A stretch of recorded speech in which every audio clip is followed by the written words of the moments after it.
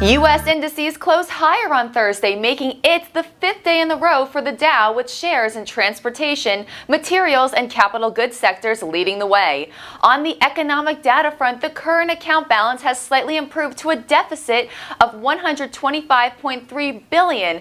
Initial jobless claims have gone up in the week ended March 12th to 265,000, and the leading index rose in February by 0.1%.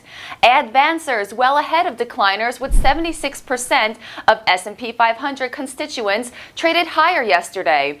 After the market closed, Adobe Systems announced first quarter adjustment earnings per share of 66 cents, with record sales reaching to $1.38 billion, year-over-year growth of 25% compared to $1.11 billion a year ago. Also, JP Morgan Chase & Company increased its share buyback authorization by $1.88 billion through June.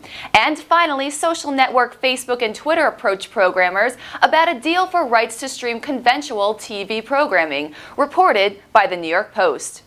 Overseas, Asian markets mostly rose today. The Nikkei down negative 0.25%, the Hang Seng up 0.82%, and South Korea's Kospi up as well 0.21%. European indices are upward, and U.S. futures call for a mixed open. There are no major earnings expected for Friday, but on the economic data front at 9 a.m. will be published by the University of Michigan's Consumer Sentiment.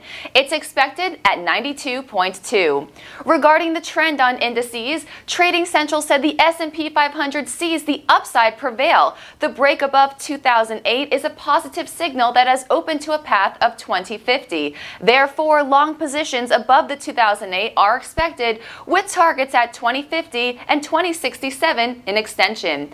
The Nasdaq is supported by a rising trend line, preferring long positions above 43.58. As for the Dow Jones, it's supported by a rising trend line as well, preferring long positions above 17,190.